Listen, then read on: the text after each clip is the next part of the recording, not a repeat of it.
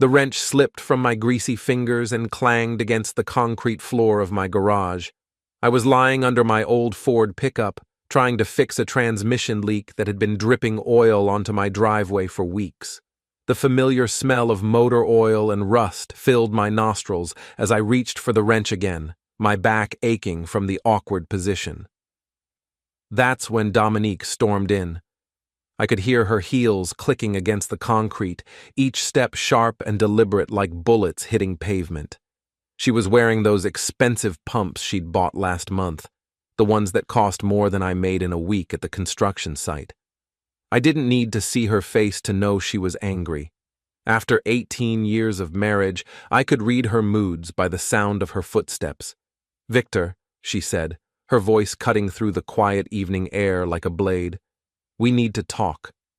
I slid out from under the truck, wiping my hands on an old rag. Dominique stood in the doorway, silhouetted against the fading sunset. She looked perfect, as always. Her blonde hair was pulled back in that sleek style she'd adopted since starting at the advertising agency downtown. Her makeup was flawless, her navy blue business suit pressed and professional. She looked like she belonged in a magazine, not in my cluttered garage. "What's on your mind?" I asked, though I had a sinking feeling I already knew. She stepped closer, her green eyes flashing with something I couldn't quite identify. Contempt, maybe. Disappointment. "I've been thinking about us, Victor. About what we've become." I set the wrench down on my workbench and turned to face her fully. "And what's that?" "You know what Garrett told me today?" She didn't wait for me to answer. "He said that real men take charge. They don't just sit around waiting for life to happen to them." Garrett Stone. Of course. Her ex-boyfriend from college, the one who'd been sniffing around ever since he moved back to town 6 months ago. The real estate tycoon with his fancy suits and expensive car. The one Dominique had been mentioning more and more frequently in our conversations. "My ex knows how to take control," she continued, her voice gaining momentum. "You just sit there like a dog." The words hit me like a physical blow. I felt something shift inside me, something fundamental and irreversible. For 18 years, I'd been the patient husband, the understanding partner, the guy who worked extra shifts to pay for her business school, who supported her career ambitions, who never complained when she came home late from client dinners. I smiled. It wasn't a warm smile or a happy one. It was the kind of smile a man gives when he finally understands a joke that's been played on him for years. The kind of smile that says the game has changed and the rules are about to be rewritten. "Is that what you think?" I asked quietly. She seemed taken aback by my calm response. Maybe she'd expected me to argue, to defend myself, to beg for another chance.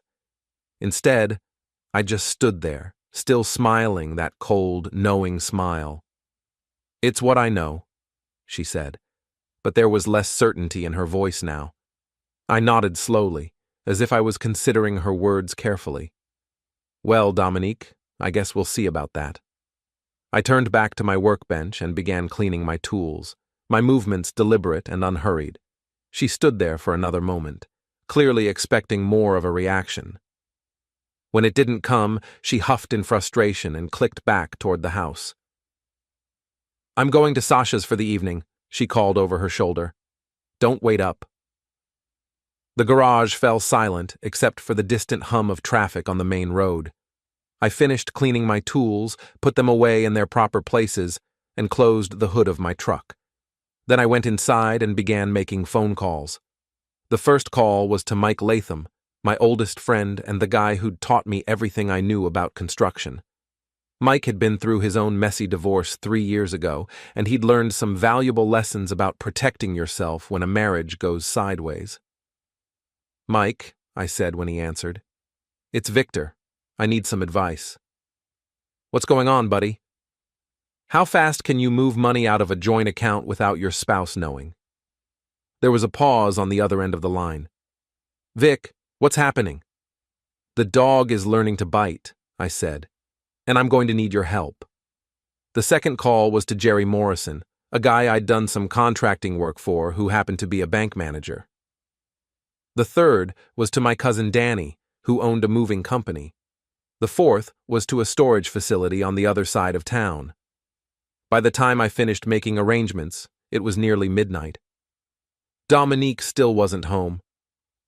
I sat in my kitchen, drinking coffee and thinking about the last 18 years of my life, about all the times I'd bitten my tongue when she criticized me in front of her friends, about all the late nights she'd spent working while I waited at home, about all the little comments and cutting remarks that had slowly eroded my self-respect. She thought I was a dog. She thought I was passive and weak and controllable. She was about to learn how wrong she was. I went upstairs to our bedroom and began packing. Not everything. That would be too obvious. Just the essentials. My clothes, my personal documents, the few things that really mattered to me.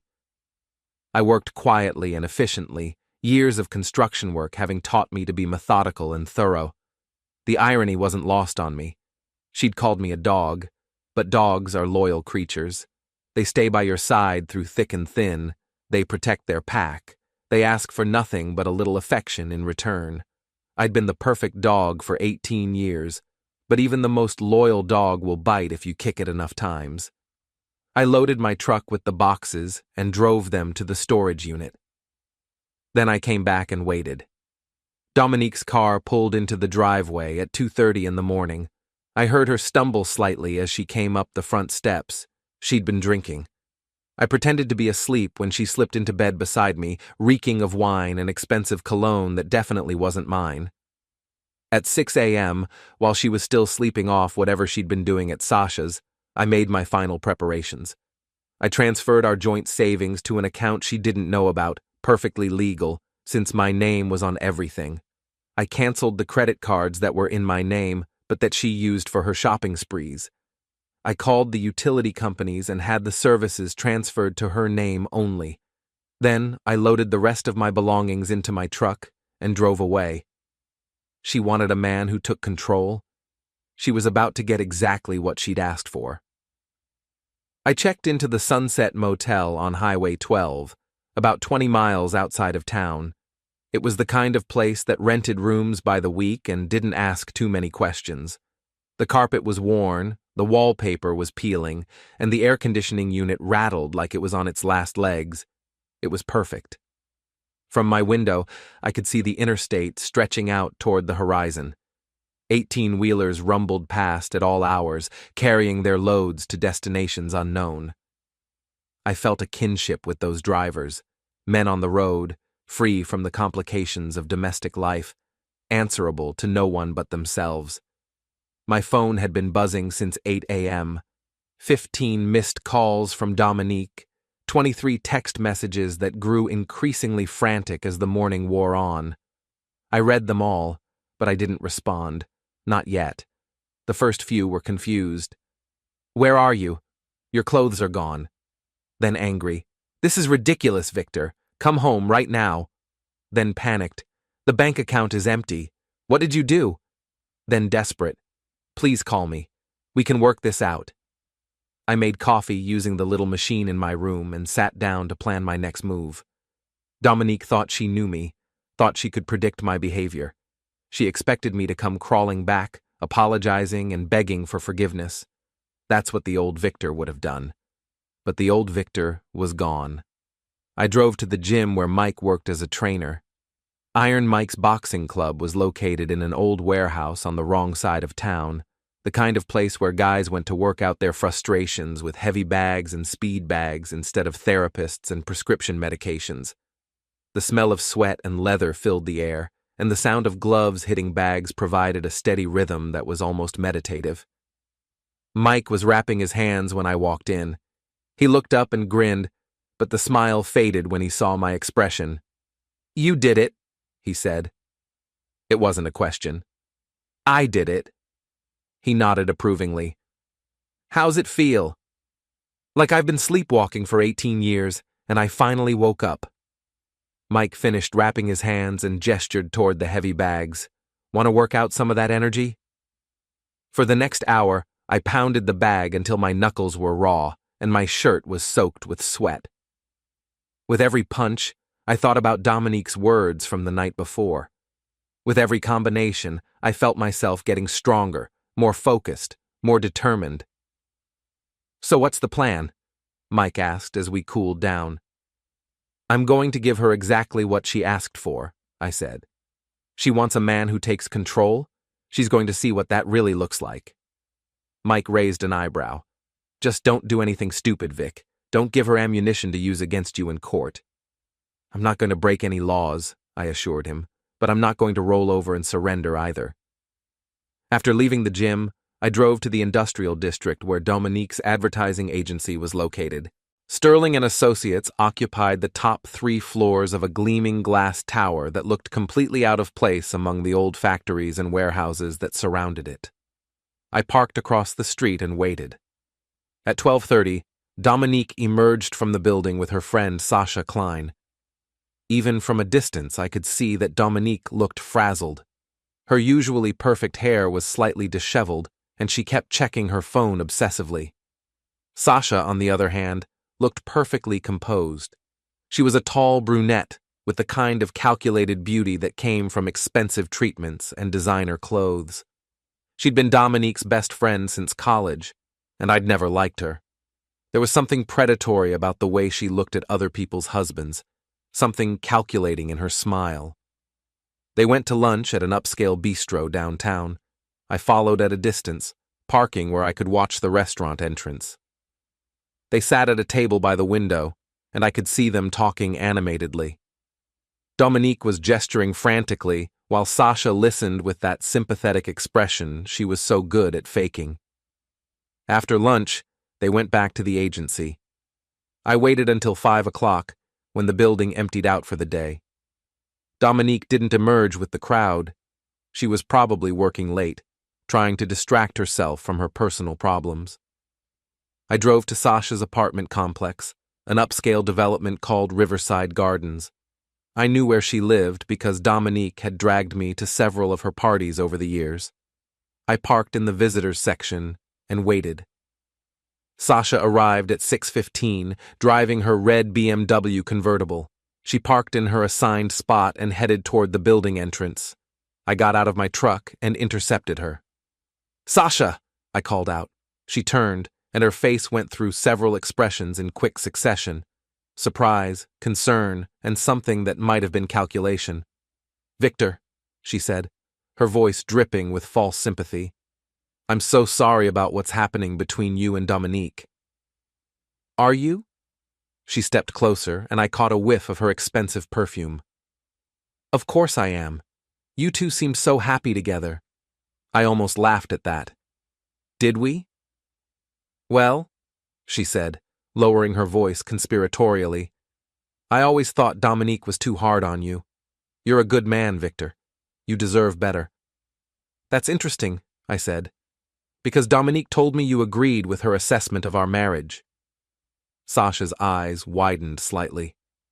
"I would never—" "She said you told her that she needed a man who could match her ambition, someone more like Garrett Stone." Now Sasha looked genuinely uncomfortable. "Victor, I think there's been a misunderstanding." "Has there?" She glanced around the parking lot, as if checking to make sure we were alone. Then she stepped even closer, close enough that I could feel the warmth radiating from her body. "You know," she said, her voice taking on a different quality, "I've always found you attractive.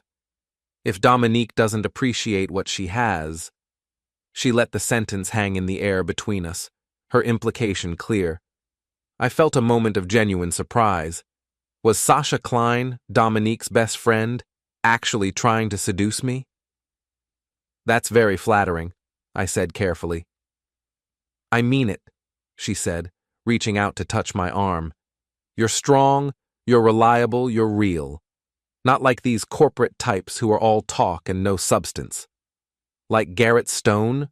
Her hand froze on my arm. "What about Garrett?" "Just wondering what you think of him, since he's apparently the standard Dominique is measuring me against." Sasha's expression shifted again, becoming more guarded. "Garrett is complicated." "How so?" She glanced around again, then seemed to make a decision. Can we go somewhere private? There are things about this situation that you don't understand. 20 minutes later, we were sitting in a corner booth at Mulligan's, a dive bar on the outskirts of town. The kind of place where the beer was cheap, the lighting was dim, and nobody paid attention to other people's conversations. Sasha had ordered a martini, which looked absurdly out of place in the blue-collar atmosphere. I stuck with beer. Garrett Stone isn't what he appears to be, she said, without preamble. Meaning? Meaning his real estate empire is built on borrowed money and borrowed time. He's leveraged to the hilt, and there are rumors that some of his recent deals haven't been entirely legitimate. I took a sip of my beer and waited for her to continue. Dominique doesn't know any of this, Sasha continued. She sees the expensive car, the fancy clothes, the big house on the lake. She thinks he's successful. And you know better? I hear things. My ex-husband works in commercial lending. Garrett's been turned down by every major bank in the state. This was interesting, but I wasn't sure why Sasha was telling me. What's your point?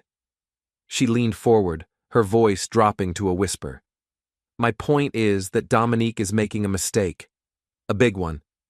And when it all comes crashing down, she's going to need someone to catch her. Someone like me? Someone like you. I studied her face in the dim light. There was something she wasn't telling me. Something important. Sasha, why are you really here? Why are you telling me this? She took a large gulp of her martini before answering. Because I care about both of you. And because... She hesitated, then seemed to steel herself. Because Dominique isn't just having an emotional affair with Garrett. They've been sleeping together for 3 months. The words hit me like a punch to the gut, even though part of me had already suspected as much. Hearing it confirmed was different than wondering about it. How do you know? She told me. She tells me everything. Sasha reached across the table and covered my hand with hers. I'm sorry, Victor. I know this must be devastating. I looked down at her hand on mine. Her skin was soft and warm, her nails perfectly manicured. Where do they meet? His lake house. Every Tuesday and Thursday she tells everyone at work that she has client meetings in the evening. And you've known about this for 3 months? I tried to talk her out of it, Sasha said quickly. I told her she was throwing away a good marriage for a fantasy, but she wouldn't listen. I pulled my hand away from hers and finished my beer. Thanks for telling me. Victor, she said as I started to stand up. I meant what I said earlier, about finding you attractive. If you ever want to talk, or if you need anything, I'll keep that in mind. I left her sitting in the booth and walked out into the night air. My truck felt like a sanctuary after the claustrophobic atmosphere of the bar. I sat behind the wheel for a moment, processing what I'd learned. Dominique and Garrett were meeting at his lake house twice a week. Sasha knew about it and had known for months. And now Sasha was making a play for me, probably figuring that I'd be vulnerable and grateful for the attention. I started the engine and drove back toward the motel, but instead of going straight there, I took a detour toward Mills Lake. I wanted to see this famous lake house for myself. The Stone property was easy to find. It was the biggest house on the lake, a sprawling modern monstrosity that looked like it belonged in a magazine. Security lights illuminated the circular driveway, and I could see a 3-car garage attached to the main house. I parked on a side road about a 1/4 mile away and walked back through the woods. The house was dark except for a few landscape lights, and Garrett's silver Porsche was nowhere to be seen. I made my way closer, staying in the shadows of the trees that surrounded the property. The house was even more ostentatious up close. Floor-to-ceiling windows, a wraparound deck, a boat dock that probably cost more than my annual salary. This was the life Dominique wanted, the life she thought she deserved. I was about to head back to my truck when I heard the sound of an approaching car. I crouched behind a cluster of pine trees as headlights swept across the driveway. The silver Porsche pulled up to the front entrance, followed closely by a familiar blue sedan. Dominique's car. I watched as Garrett got out of his car and walked over to open Dominique's door for her. Even from a distance, I could see that she was dressed differently than usual, a short black dress that I'd never seen before, heels that made her legs look impossibly long. She laughed at something he said, and the sound carried across the still night air. They disappeared into the house, and lights began coming on in the windows. I stayed hidden in the trees, watching and waiting. Part of me wanted to storm up to the house and confront them, but I forced myself to remain calm and think strategically. After about an hour, I made my way back to my truck. I had seen enough for one night, but as I drove back to the motel, I was already planning my next move. Dominique wanted a man who took control. Garrett Stone thought he was untouchable because of his money and status. They both thought I was just going to fade quietly into the background. They were about to learn how wrong they were. I woke up the next morning with a clarity of purpose I hadn't felt in years. The sun was streaming through the thin curtains of my motel room, and I could hear the distant sound of traffic on the interstate. I made coffee, showered, and sat down to plan the next phase of my campaign. My phone showed 37 missed calls from Dominique and a voicemail box that was completely full. I deleted all the messages without listening to them. Whatever she had to say, I wasn't interested in hearing it. Instead, I called Jerry Morrison at the bank. "Victor," he said when he came on the line, "I was wondering when I'd hear from you. Your wife was here yesterday asking about the accounts." "What did you tell her?" "The truth, that you had every legal right to transfer the funds, since your name was on all the accounts. She wasn't happy about it." I could imagine. "Jerry, I need to ask you about something else. What do you know about Garrett Stone's financial situation?" There was a pause. "Victor, you know I can't discuss other customers' private information." "I'm not asking for account numbers or balances. I just want to know if the rumors about him being in financial trouble are true." Another pause. "Let me put it this way. If I were you, I wouldn't invest in any of his development projects." That was all I needed to know. My next call was to Mike at the gym. "I need you to do me a favor," I said. "I need you to find out everything you can about Garrett Stone's business dealings. Quietly." "What kind of everything?" "Property records, business partnerships, lawsuits, liens, anything that's a matter of public record." "I know a guy who works at the courthouse," Mike said. "Give me a couple days." After that, I drove to the storage unit where I'd stashed my belongings and retrieved a few items I was going to need. Then I headed back to Mills Lake. In the daylight, the Stone property looked even more impressive. The house was situated on about 5 acres of prime lakefront property, with mature trees providing privacy from the neighboring estates. A long driveway wound through the trees before opening up to reveal the house in all its ostentatious glory. I parked on the same side road I'd used the night before and walked through the woods to get a better look at the property. There was a security system, but it seemed to be focused on the house itself rather than the grounds. The perimeter was marked by a low stone wall that was more decorative than functional. I spent an hour studying the layout, noting the locations of the security cameras, the motion sensors, and the various entry points. Then I went back to my truck and drove to the hardware store in town. I bought a bag of sugar, a can of spray paint, and a few other supplies.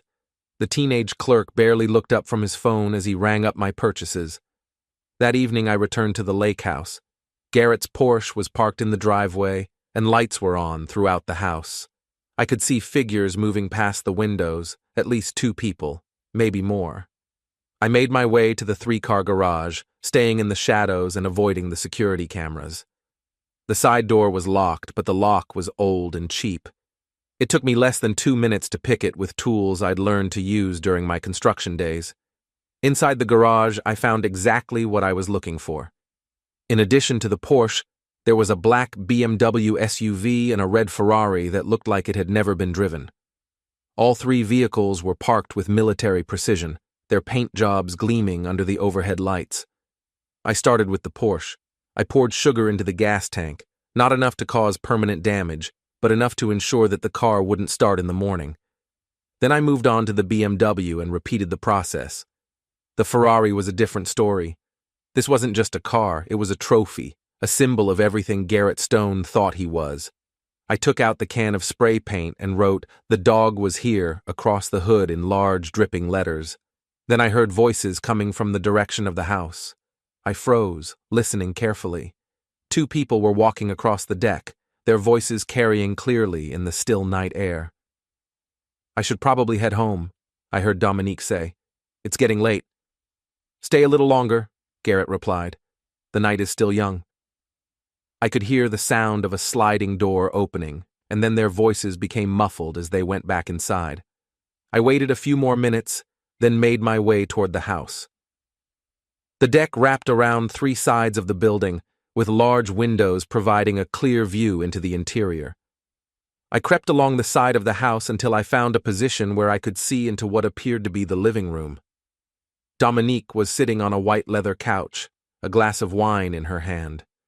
She was wearing the same black dress I'd seen her in the night before, but now her hair was mussed and her lipstick was smeared. Garrett was standing by a massive stone fireplace, gesturing expansively as he talked about something. I took out my phone and started recording. "You have to understand," I could hear Garrett saying through the slightly open window. "Men like your husband are a dime a dozen. They're worker bees, drones. They don't have vision or ambition." "I know," Dominique replied. "I've wasted so many years trying to motivate him, trying to push him to be more than he is.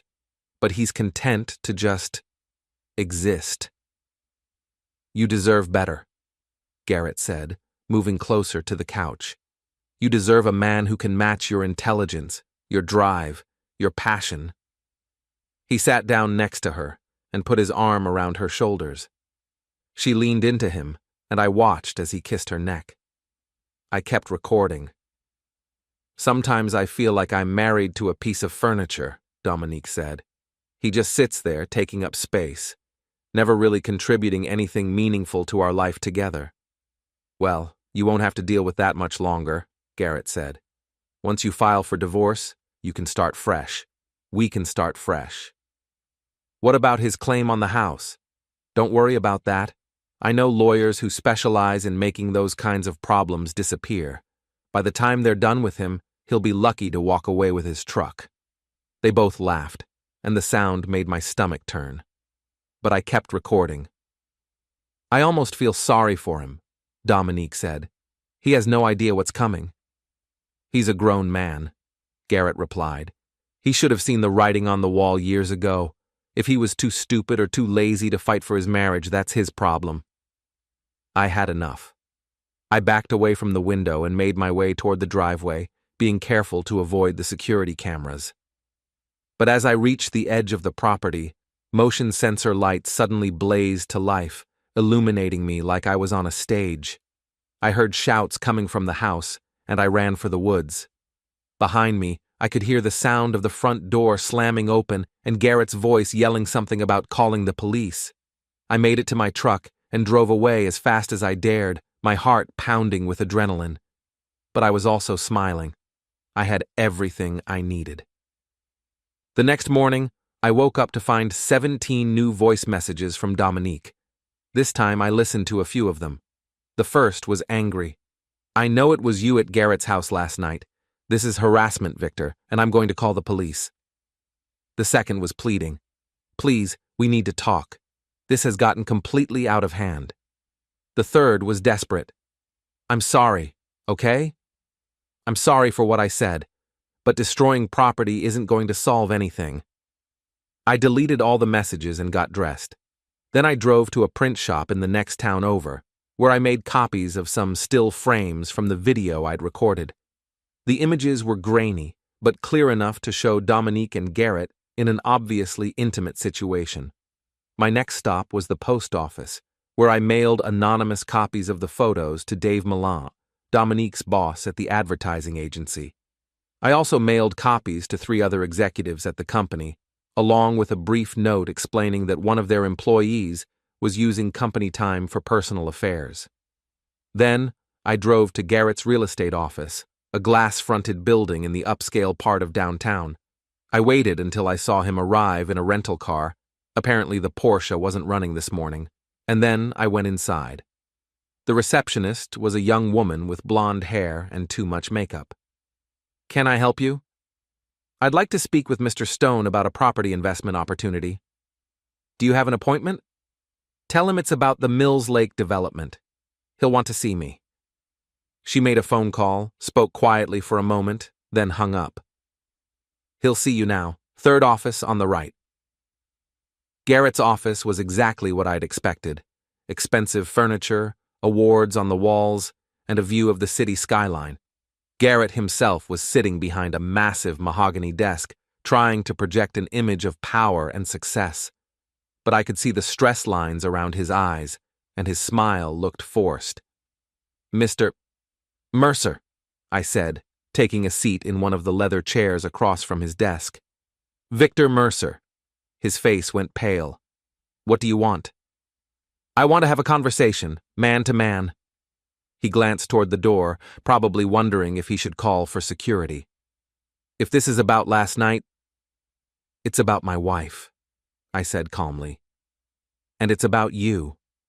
And it's about what happens next." "Look, Victor, can I call you Victor? I think there's been a misunderstanding." "No misunderstanding. I know exactly what's been going on. The question is, what are you going to do about it?" Garrett straightened his tie and tried to regain his composure. "I don't know what Dominique has told you, but she hasn't told me anything. She doesn't need to. I have eyes." "Okay, fine. Yes, Dominique and I have been seeing each other. But your marriage was already over, Victor. She told me so herself." "Is that what she told you?" "She said you two had been living like roommates for years. No intimacy, no communication, no shared goals or dreams. She said she felt trapped." I leaned back in my chair and studied his face. "And you believed her?" "Why wouldn't I?" "Because men like you always believe what you want to hear. It makes it easier to justify taking what doesn't belong to you." Garrett's jaw tightened. "I didn't take anything. She came to me." "Did she? Or did you pursue her?" "That's irrelevant." "Is it? Because from where I'm sitting, it looks like you targeted a married woman, fed her a bunch of lies about her husband, and convinced her that she deserved better. Classic predator behavior." "You don't know what you're talking about." I pulled out my phone and showed him a still frame from the video I'd recorded the night before. His face went white. "You were saying?" He stared at the image for a long moment, then looked back up at me. "What do you want?" "I want you to stay away from my wife." "And if I don't?" I stood up and walked over to his window, looking out at the city below. "You know, Garrett, I've been doing some research on you. Interesting financial situation you've got yourself in." "I don't know what you mean." "Sure you do. You're leveraged to the hilt, your credit lines are maxed out, and you're about 6 months away from bankruptcy. This whole successful businessman act is just that, an act. You're fishing." I turned back to face him. "Am I? Then you won't mind if I share some of this information with your business partners, or your clients, or the local newspaper." "You wouldn't." "Try me." We stared at each other across the office, two men who had nothing left to lose. Finally, Garrett looked away. "What exactly are you proposing?" "I'm not proposing anything. I'm telling you. Stay away from Dominique, or I'll make sure everyone in this town knows exactly what kind of man you really are." "And what kind of man is that?" I smiled that cold smile again. "The kind who preys on other men's wives because he can't get a woman of his own." I walked toward the door, then paused and looked back at him. "Oh, and Garrett? You might want to check your security cameras from last night. I think you'll find them very educational." I left him sitting behind his desk and walked out of the building. The morning sun felt warm on my face, and I realized that for the first time in months, I felt genuinely happy. The dog had learned to bite, and the taste was surprisingly sweet. 3 days later, Mike called me with the information I'd requested about Garrett Stone. We met at the gym, and he handed me a manila folder thick with documents. "Your boy Garrett is in deeper trouble than I thought," Mike said as I flipped through the papers. "He owes money to half the contractors in the state. He's got 3 lawsuits pending against him for breach of contract, and the IRS has placed liens on 2 of his properties. I studied a property record that showed Garrett's lake house was actually owned by a shell company that was itself owned by a bank in Chicago." "He doesn't even own the house?" "Nope. It's all smoke and mirrors, Vic. The guy's living off credit and borrowed time." "What about his business partners?" "That's the interesting part. Turns out one of his main investors is connected to some pretty unsavory people. The kind of people who don't like it when their investments don't pay off." I closed the folder and looked at Mike. "How long before it all comes crashing down?" "Based on what I'm seeing here? Maybe 6 months, maybe less. He's been robbing Peter to pay Paul, but he's running out of Peters." That evening, I drove back to Mills Lake. I wanted to see the house one more time before I made my final move. The property looked the same as always: impressive, expensive, and completely fake. I was about to leave when I saw headlights coming up the driveway. Not 1 car, but 3. I crouched behind the stone wall and watched as the vehicles parked in front of the house. Garrett got out of the first car, followed by Dominique. But it was the occupants of the other 2 cars that caught my attention. 4 men in expensive suits, the kind of men who looked like they'd be equally comfortable in a boardroom or a back alley. I couldn't hear what they were saying, but their body language told the story. Garrett was gesturing frantically, trying to explain something.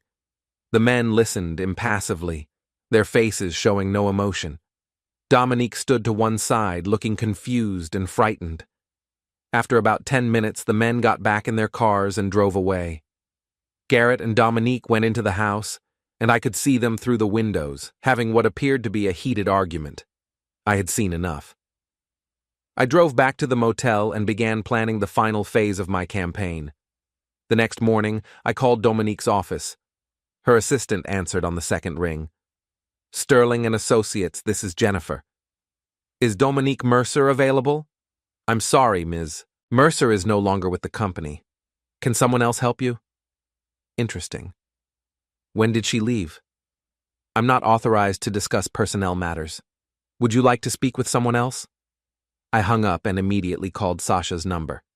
"Victor," she said when she answered. "I was hoping you'd call.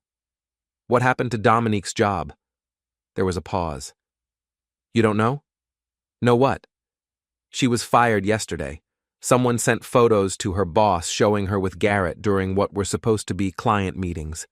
Dave Millant called it a breach of professional conduct and terminated her immediately." I felt a surge of satisfaction.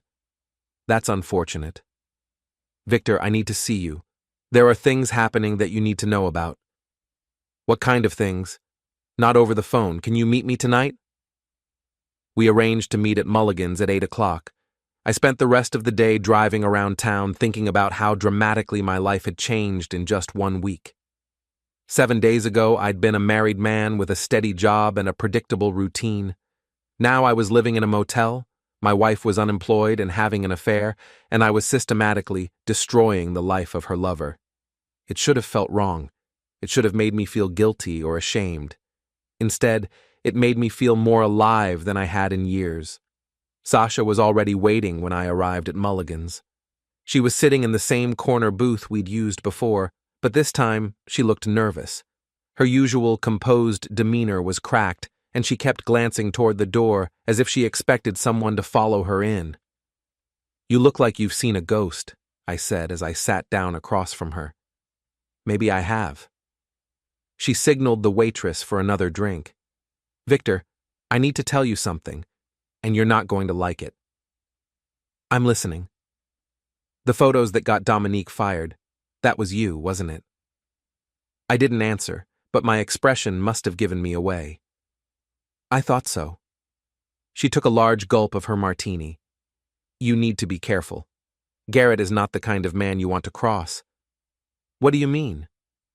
I mean, he has connections. Dangerous connections. The kind of people who solve problems permanently. I thought about the men I'd seen at the lake house the night before. You're talking about his business partners. She nodded. Garrett owes them a lot of money, money he doesn't have. And now, with his reputation damaged and his girlfriend unemployed, he's getting desperate. How do you know all this? Sasha looked uncomfortable. Because I've been helping him. The words hit me like a physical blow. What? I've been feeding him information about Dominique, about your marriage, your finances, your weaknesses. I've been helping him manipulate her. I stared at her across the table, trying to process what she'd just told me. Why? Because 3 years ago, you cost me my marriage and my job. Remember? You caught my husband and me together at that construction site, and you told his wife. She divorced him, took half his money, and I got fired from your company for sleeping with a married client. The memory came flooding back. I'd been working late on a project when I'd discovered Sasha in a compromising position with Jim Patterson, one of our biggest clients. Jim was married with 3 kids, and I'd felt obligated to tell his wife what I'd seen. The fallout had been swift and brutal. Jim's wife had filed for divorce, and my company had terminated its relationship with both Jim and Sasha to avoid any potential scandal. So this is revenge, I said. This is justice, she corrected. You destroyed my life because you thought you were being righteous. Now I'm returning the favor. And Dominique? Dominique is collateral damage. She was always going to leave you eventually. I just helped speed up the process. I felt a cold rage building in my chest. You manipulated my wife into having an affair. I opened her eyes to what she was missing. There's a difference. Is there? Sasha leaned forward, her eyes glittering with malice. You want to know the best part? She actually believes Garrett loves her. She thinks they're going to get married and live happily ever after in that big house by the lake. But that's not going to happen. Of course not. Garrett doesn't love anyone but himself. Once he gets tired of her, or once she becomes too much of a liability, he'll discard her like yesterday's newspaper. I stood up from the table, my hands clenched into fists. You destroyed my marriage for revenge. You destroyed my marriage for self-righteousness. At least I'm honest about my motives.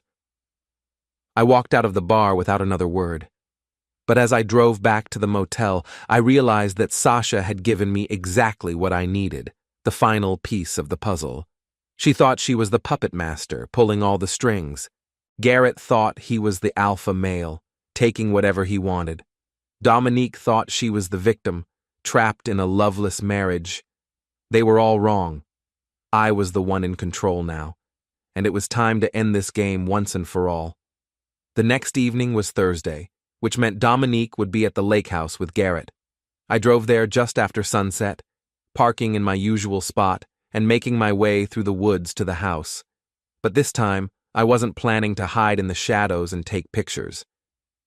This time, I was going inside.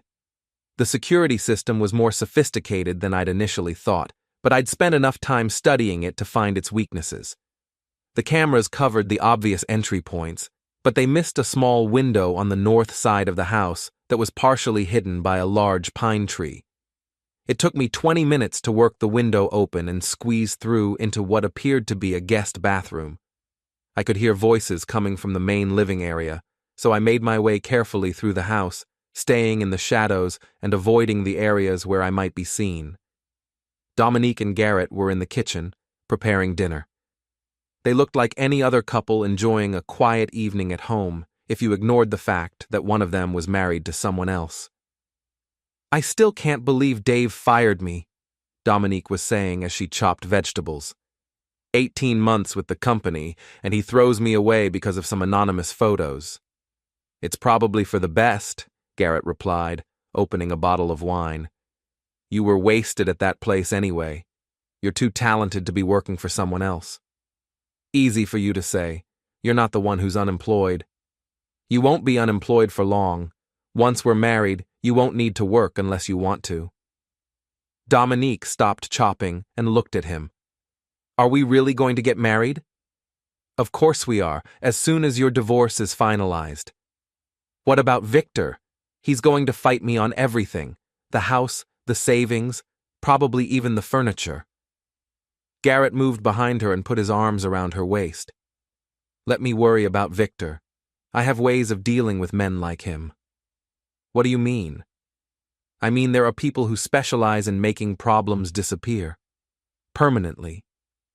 I felt my adrenaline spike. Was Garrett actually talking about having me eliminated? You're not serious, Dominique said, but there was uncertainty in her voice. Completely serious. Victor has become a liability. He's harassing us, vandalizing my property, interfering with my business relationships. Something needs to be done. Garrett, you're scaring me. You don't need to be scared. You just need to trust me. I'd heard enough. I stepped out of the shadows and into the kitchen doorway. Trust him? I said. That's interesting advice coming from a man who's about to lose everything he owns. They both spun around, their faces white with shock. Dominique dropped the knife she'd been using to chop vegetables, and it clattered on the floor. Victor, she gasped. How did I get in? Same way I got in last week when I redecorated your boyfriend's Ferrari. Garrett stepped in front of Dominique, trying to protect her. You're trespassing. I'm calling the police. Go ahead, I said. I'm sure they'll be very interested in hearing about your business associates, the ones who visited you the other night, the ones who looked like they'd be more comfortable breaking legs than closing real estate deals. Garrett's face went even paler. You don't know what you're talking about. Don't I? I know you're broke, Garrett. I know you owe money to some very dangerous people. I know this house doesn't even belong to you. That's not true, Dominique said, but her voice lacked conviction. I pulled out the folder Mike had given me and tossed it on the kitchen counter. It's all in there, sweetheart. Property records, court documents, financial statements. Your boyfriend is a fraud. Dominique picked up the folder with trembling hands and began flipping through the documents. With each page she turned, her expression grew more horrified. This can't be right, she whispered. It's all public record, I said. Anyone can look it up if they know where to look. Garrett lunged toward me, but I was ready for him.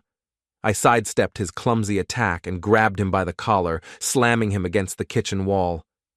You want to fight? I said. Let's fight, but let's do it like men, not like the coward you really are.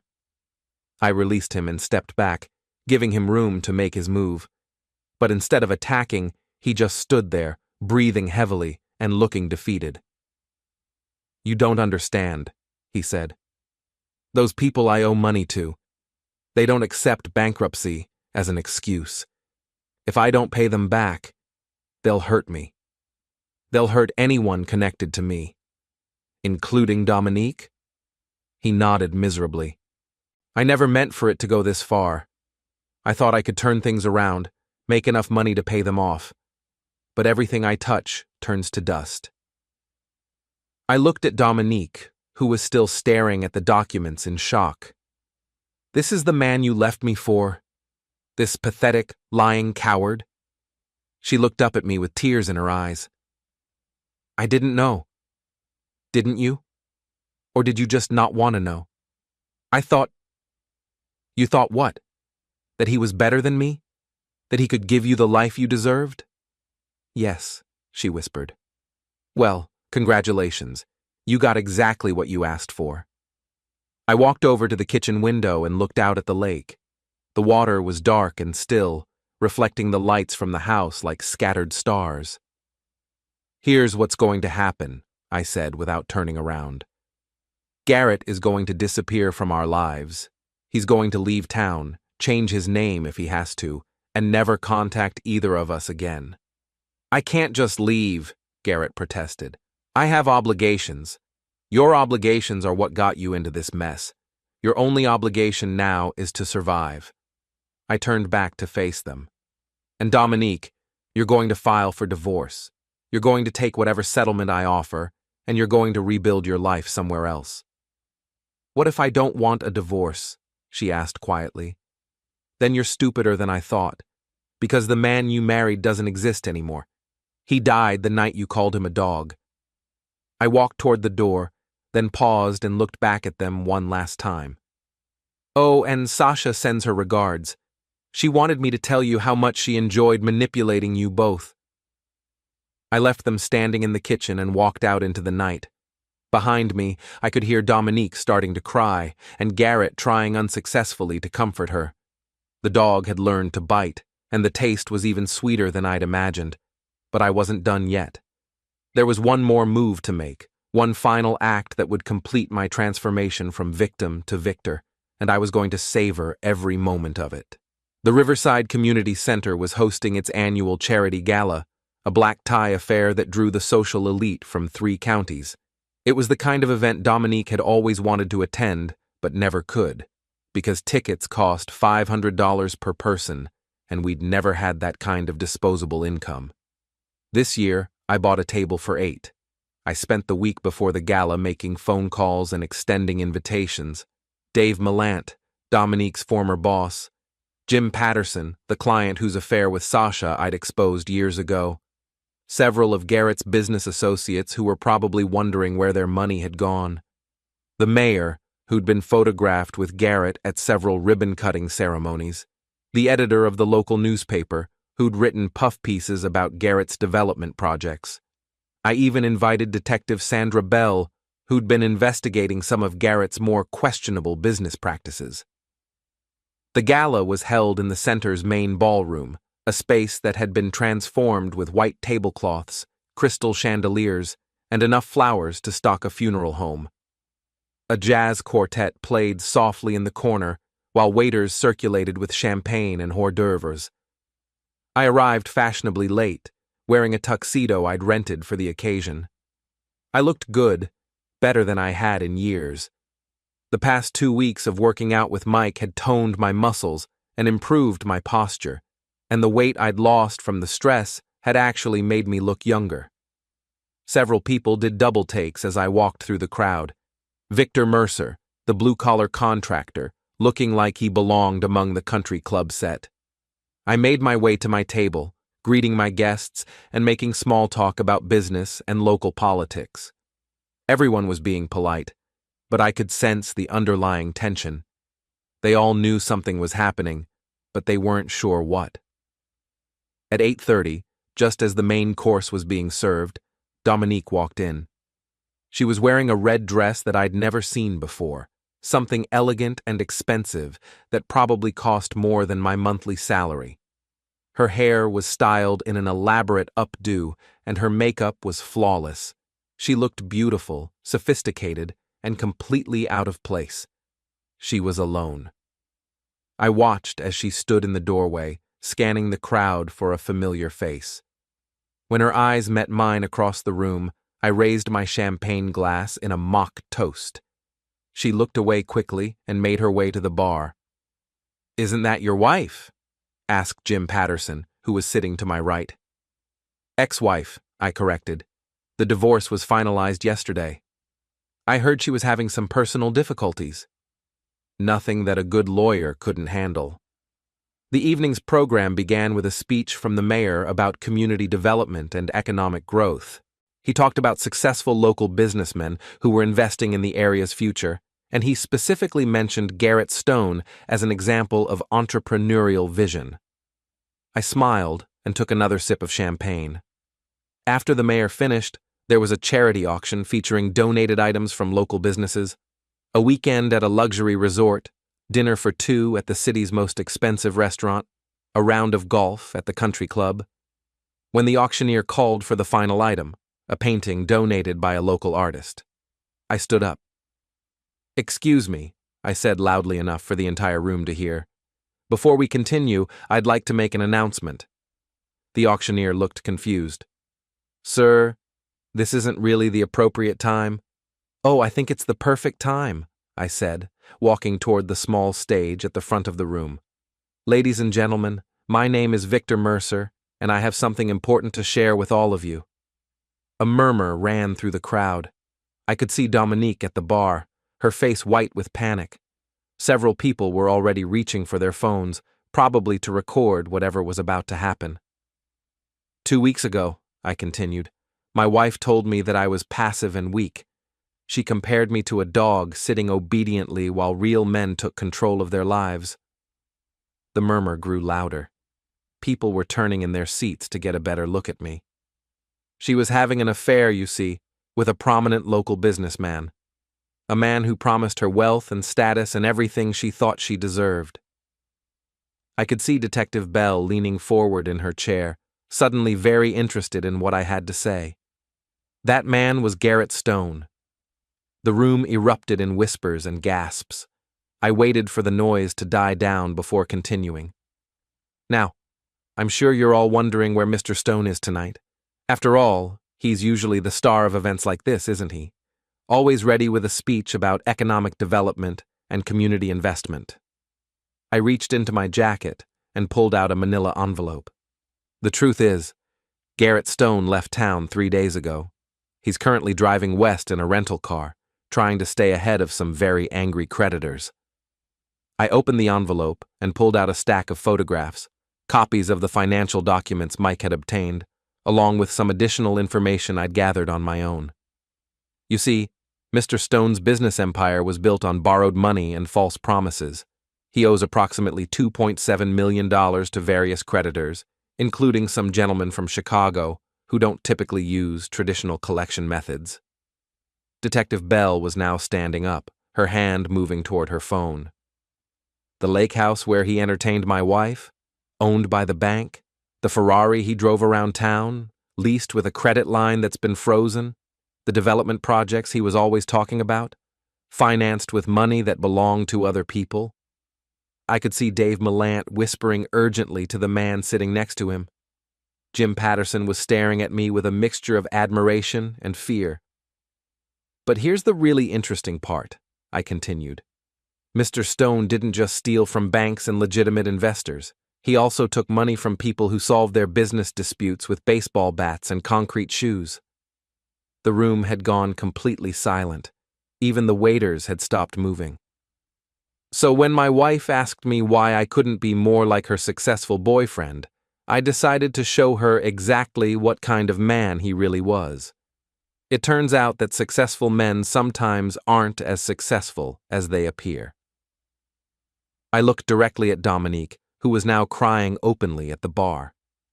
My ex-wife is unemployed, homeless, and discovering that the man she thought would rescue her from her boring marriage has actually left her in a worse position than she started in. I folded the papers and put them back in the envelope. The moral of the story, ladies and gentlemen, is this: be careful what you wish for, because you just might get it. I walked back to my table, sat down, and took another sip of champagne. The room remained silent for several long moments before the auctioneer nervously returned to his microphone. "Well," he said uncertainly, "shall we continue with the auction?" But nobody was paying attention to the auction anymore. People were pulling out their phones, making calls, sending text messages. The story would be all over social media within an hour, and in the newspaper by morning. Detective Bell approached my table during dessert. "Mr. Mercer," she said quietly, "I'd like to speak with you privately." Of course. We walked to a quiet corner of the ballroom, away from the crowd.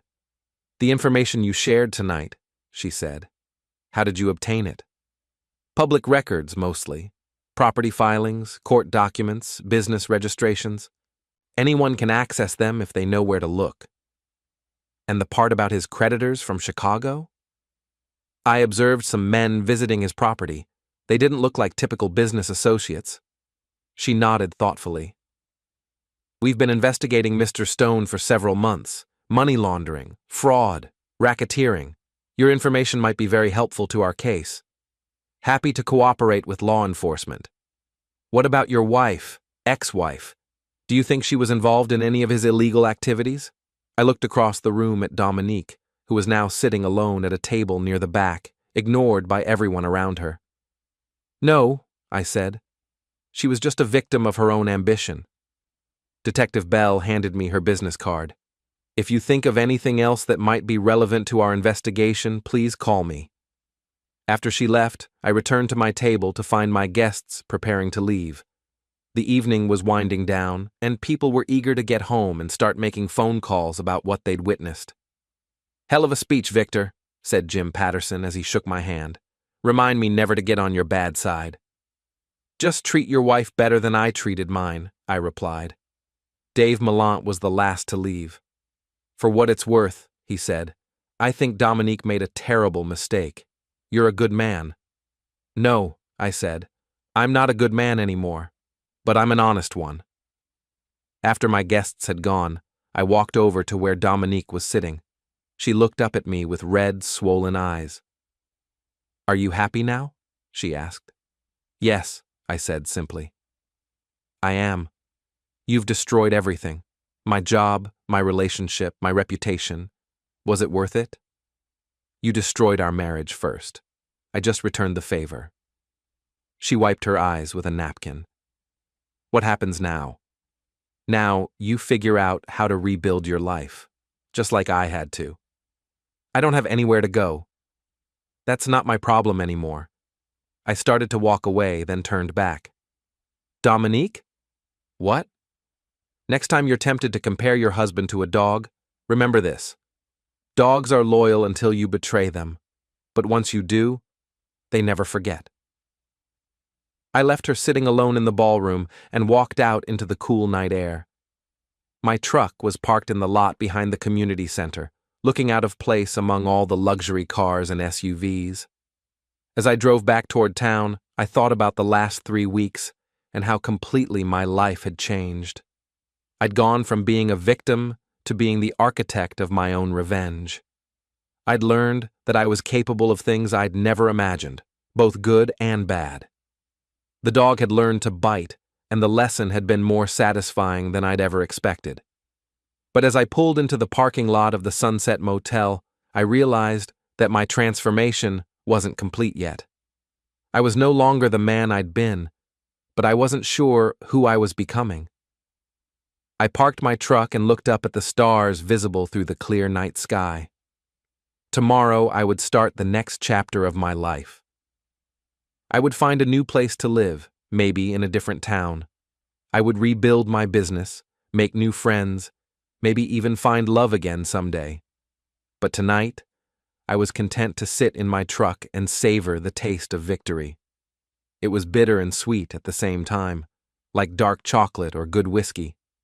The dog had learned to bite, and he'd discovered that he had very sharp teeth indeed. I got out of my truck and walked toward my motel room, my footsteps echoing in the quiet night. Behind me, the lights of the city twinkled like